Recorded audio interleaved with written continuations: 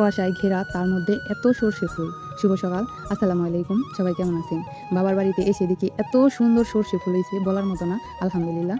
তার মধ্যে সূর্য নাই, আজকে রোদ উঠে নাই, আর কুয়াশায় ঘেরা পুরাই হলুদ হয়ে আছে ক্ষেতটা, খুব সুন্দর লাগতেছে।